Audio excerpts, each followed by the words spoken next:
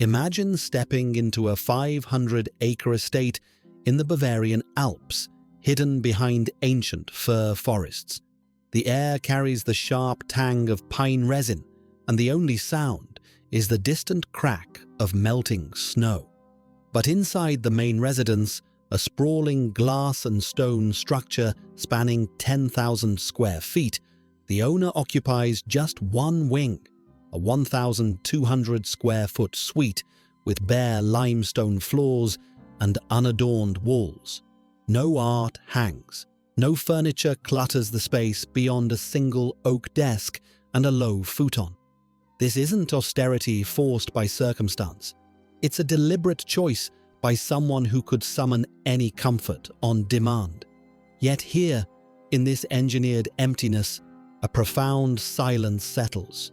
Not peace, but a weight that presses questions. What happens when limitless space becomes a mirror for inner voids? The common perception holds that elite wealth unlocks boundless freedom, endless horizons, unrestricted movement, spaces designed for expansion and indulgence. Vast estates symbolize this, compounds where families can roam without boundaries, hosting gatherings, or retreating into private wings. But in 2026, a subtle shift has crystallized among generational wealth holders, those managing family offices valued in the billions.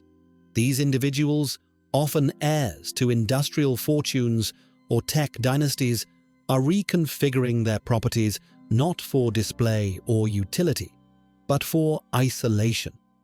Estates once buzzing with staff and visitors now feature automated systems that minimize human presence. Drones for deliveries, AI-managed groundskeeping, silent electric vehicles gliding on underground tracks. This isn't mere preference. It's a response to the digital age's unrelenting exposure. With social media algorithms mapping every movement and satellite imagery revealing property layouts, the ultra-wealthy have pivoted towards seclusion as the ultimate safeguard.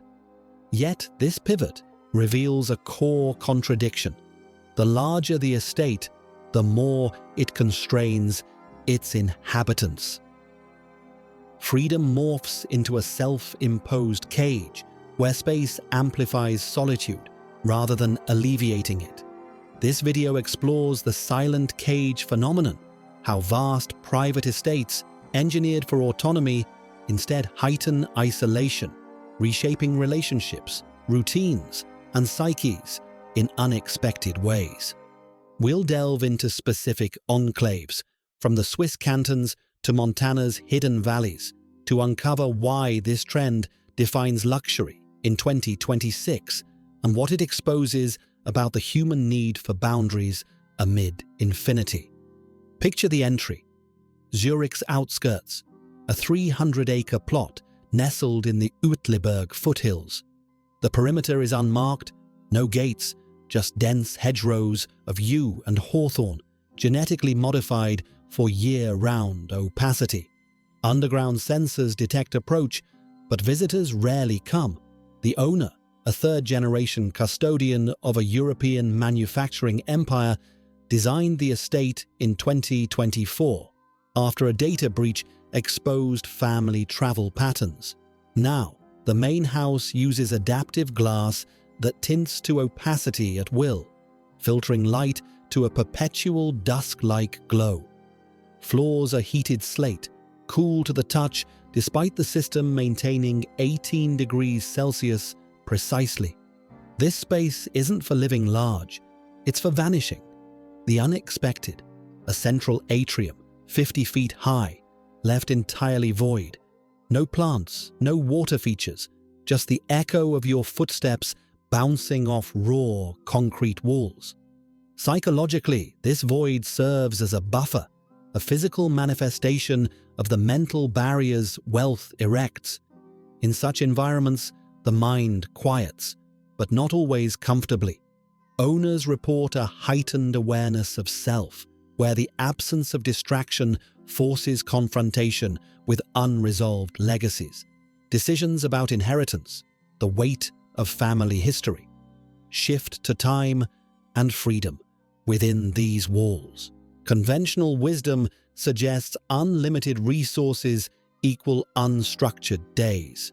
Sleep until noon, pursue whims without clocks. But in these estates, the opposite prevails. Take a family office manager in Wyoming's Teton Range on a 1,000-acre spread acquired in 2025. Their routine begins at 5:15 a.m. with a 20-minute immersion in a 4-degree-Celsius plunge pool, fed by natural springs diverted underground. No variation, rain, snow, or clear skies. This isn't biohacking fad, it's an anchor in the sea of possibility, with wealth solved via perpetual trusts generating passive income, funds that allocate automatically to ESG portfolios without owner input. Time stretches infinitely. Yet this abundance breeds anxiety. Without scarcity, purpose blurs. Owners impose rigid schedules to reclaim control. Mornings, 90 minutes of focused reading in a library with soundproofed cork walls, absorbing reports on global commodity shifts. Afternoons, solitary hikes on private trails, monitored by wearable tech that logs biometrics but shares nothing externally. Evenings, dinner at 7 p.m. sharp, prepared by robotic kitchens stocked via weekly autonomous deliveries. The paradox sharpens here. Freedom from need creates a vacuum, filled by self-imposed constraints. Without them, the estate's vastness swallows intention, turning liberation into drift. Now, consider money as the invisible architecture sustaining this isolation. In these compounds, wealth doesn't demand attention. It's engineered to fade into the background. For instance, a tech heiress in New Zealand's southern Alps oversees a 400-acre haven where financial systems run on autopilot. Evergreen funds, seeded with proceeds from a 2023 AI startup sale, compound at 7% annually through algorithmic trading. No quarterly reviews, no advisor calls. Utilities, solar arrays, and geothermal wells provide off-grid power, with excess sold back anonymously to local grids. The estate's maintenance, drones prune orchards, sensors adjust irrigation to millimeter precision, all coded to operate without human oversight. This setup liberates time, but reveals an uncomfortable truth. When money becomes truly passive, it strips away engagement.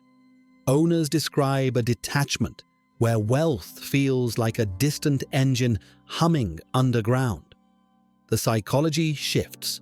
Gratitude for abundance gives way to indifference, then to a subtle unease. What purpose remains when survival's mechanics are outsourced?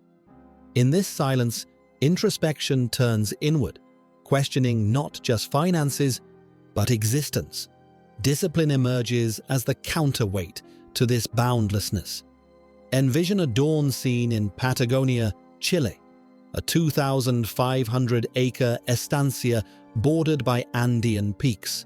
The owner, a commodities trader who exited in 2025, starts each day with a 45-minute session in a hyperbaric chamber, pressurized to 1.5 atmospheres, breathing pure oxygen. This isn't for health gimmicks. It's ritual, logged in a custom app that tracks adherence over 7 years without a single lapse. Routines here are architectural. The estate's layout enforces them. Paths from residence to gym, a subterranean facility with concrete weights and no mirrors, span exactly 300 meters, timed to 4 minutes at a brisk walk. Meals, macronutrient balanced, delivered via pneumatic tubes from a central prep area, eaten in a dining room, with views of glacial lakes but no table companions. Why such rigor when leisure is infinite? Because unlimited options paralyze. Studies from 2026's Wealth Psychology Forums note that post-wealth individuals report decision fatigue peaking at 24 months after liquidity. Constraints restore agency, choosing limitation amid plenty affirms control. Yet this discipline isolates further, as routines prioritize solitude over spontaneity, turning the estate into a monastery of one. Relationships in these spaces expose the silent cage's sharpest edges. Wealth's invisible moat widens with scale. Staff quarters are detached, often a kilometer away, connected by tunnels for discreet service. In a Sonoma Valley compound, California, 800 acres of rolling vineyards, the primary resident interacts with personnel via intercom only, faces unseen. Housekeeping occurs during scheduled absences, leaving no trace but perfection. Beds made with 1,200 thread count linens, folded to exact angles. This setup preserves privacy, but erodes connection. Trust fractures. Every interaction carries potential for exploitation, leading to vetted circles shrinking to family or none. Some owners opt for deliberate isolation. No partners, no children on site, just the echo of their thoughts in cavernous halls. The unexpected benefit: authentic self-discovery, unfiltered by others' expectations. But the cost? A deepening loneliness, where the estate's grandeur mocks the human scale. Friendships, if any, form digitally, but even those wane as paranoia about data leaks grows. In 2026, with quantum encryption standardizing privacy, some reconnect virtually, yet the physical void persists. This lifestyle unearths profound truths about human nature in the era of extreme abundance. The initial allure of vast estates lies in escape, from societal gaze, from obligation. But once inside, the psychology inverts. Infinite space doesn't liberate, it demands definition. Owners confront the illusion of control. Wealth solves external problems, yet internal ones amplify. There's the echo effect, as psychologists term it in 2026 reports. Solitude rebounds thoughts, forcing reckoning with identity beyond assets. Who are you without the chase? For many, the answer surfaces in discomfort, regret over sacrificed relationships during accumulation years, or the hollow ring of achievements that feel inherited rather than earned. Yet there's gain, clarity born from subtraction. Emotions sharpen, joy in a single, perfect sunrise viewed from a minimalist terrace, sorrow unmasked by distractions. The gap between expectation and reality yawns widest here. Society envisions elite life as perpetual celebration, but reality skews monastic. Infinite choice weighs heavy, birthing a selective essentialism where every object, every hour, must justify existence. This isn't suffering, it's evolution. Wealth strips veneers, revealing core needs, not expansion, but meaningful limits. The uncomfortable insight: humans thrive on edges, not endless plains. In these silent cages, isolation becomes both prison and teacher, reshaping psyches toward a stripped-down authenticity that eludes the merely affluent.